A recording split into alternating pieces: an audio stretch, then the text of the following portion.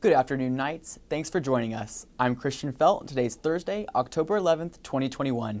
Here's your nightly news update. Drug maker Merck announced today that they applied for emergency use authorization for their next steps in fighting COVID-19. Merck asked federal health officials Monday to greenlight their experimental pill against COVID. This pill would make history as the first oral medicine to treat the virus. The World Health Organization announced there is a new malaria vaccine approved for children in the affected areas. The vaccine is being given in Ghana, Kenya, and Malawi. The WHO says the vaccine is approved for widespread use in children. This is the first time an effective vaccine has been developed to prevent malaria. They recommend children receive 4 doses from 5 months of age. In sub-Saharan Africa, malaria is the leading cause of childhood illness and death. The U.S. Department of Education are making changes to the federal student loan forgiveness program. The new changes will forgive remaining student loan debt for qualified workers after they have made monthly payments for 10 years.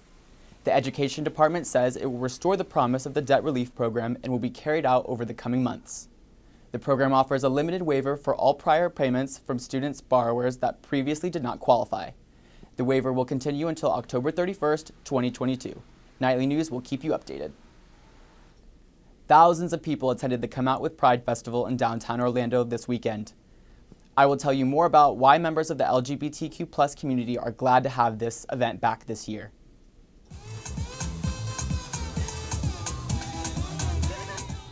The streets were filled with rainbows in downtown Orlando on Saturday. The Come Out with Pride Festival returned with an in-person celebration after a year away due to the pandemic. Executive Director of Come Out with Pride, Tania says the event is necessary because of the impact of COVID-19 on the LGBTQ+ community. We are ecstatic to be in person. We realize that creating this space is critical for our community. We know that the LGBTQ+ community was disproportionately affected by COVID. According to a report by the Human Rights Campaign, members of the LGBTQ+ community are indeed disproportionately impacted by COVID-19. The report says LGBTQ+ people are at higher risk of economic and health complications compared to non-LGBTQ+ people. Quiroga says this risk is why an in-person event is needed. Thousands of people lined the streets of downtown Orlando for Coming Out with Pride, the city's most attended single-day event. Mariette Tomlinson, Pride Director of UCF's Multicultural Student Center, says she is glad to have the festival back this year. She says the event is a chance for her to express herself freely, coming from a home that would not allow her to. Coming out with pride means it's a day that I can finally be free and be myself. Where I come from, it wasn't really a very welcoming environment. I really didn't have the space to truly be myself. The festival included shops, performances, a parade, and a fireworks finale. In Orlando, Christian Felt, UCF Knightly News. The Come Out with Pride nonprofit uses the proceeds from the event to support the LGBTQ+ community through scholarships and grants. The sugar baby industry is fast growing. In every 1,000 women in Florida, 21 of them are sugar babies. With the occupation comes a lot of misconceptions. Reporter Clara Melo de Paula will tell you more. Sugar dating involves a mutually beneficial relationship between an older, wealthy man and a younger, attractive woman. Seeking Arrangements is a website that facilitates finding these types of relationships. Criminology professor Roberto Porter says that these websites are common for sex traffickers, but explains that it's usually not in the way people think. So if you get into one of those situations where somebody says, oh, I want you to start doing this with my friends for me, you're at least being groomed to be trafficked. The website attracts college students by offering a free premium account if registered with their school emails. Seeking Arrangements comes out with a list of colleges with the most students registered every year.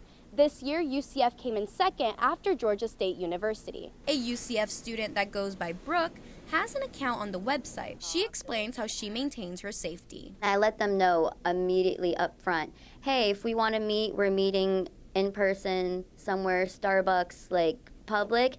And my friends will have my location, and they will know exactly what I'm doing. They know I'm on a sugar daddy date.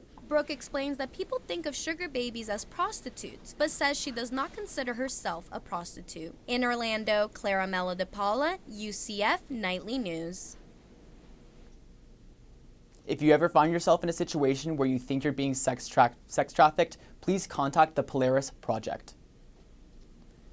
The UCF's men's soccer team bounced back from a loss as they pull off against number 6 ranked Tulsa. The Knights handed Tulsa their first loss last night with a final score of 3-2. The game started slow with 0 goals in the first half, but 5 minutes into the second half, the Knights were the first on the board. Forward Luca Dorado scored the 3rd goal for UCF, making it his 10th goal of the season. The team will travel to Texas as they take on SMU this Saturday. The UCF football team got their 3rd win over the season and Saturday in a 20-16 win over the ECU Pirates. UCF Nightly News reporter Jason Hamby tells us how the Knights were able to come away with the win. After losing their last 2 games, the Knights rebounded against ECU 20-16. Both teams were held to just 3 points apiece heading into halftime. The Knights held ECU to their season low in points thanks to sophomore linebacker Tatum Bethune. Bethune recorded a career-high 17 tackles and talked post-game about how it felt to be back on the field. It's great to be back out there and play with the guys I love, so it's just a great feeling. The UCF offense was led by running back Johnny Richardson and quarterback Mikey Keene. Keene has had to step up after Dylan Gabriel went down with a broken clavicle. Keene threw for 194 yards in the game and led the Knights on a comeback touchdown drive to take the lead with less than a minute in the game. In his first home collegiate start, Mikey Keene led the Knights down the field on that game-winning touchdown drive.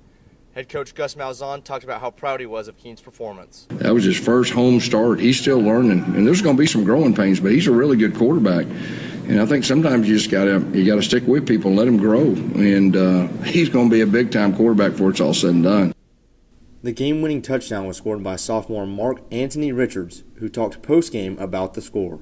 It means the world to me, to score my first touchdown. Now 3-2 Knights In will this face fashion, the toughest test yet this Saturday when they go on the road to face number 3 Cincinnati. In Orlando, Jason Hamby, UCF Nightly News.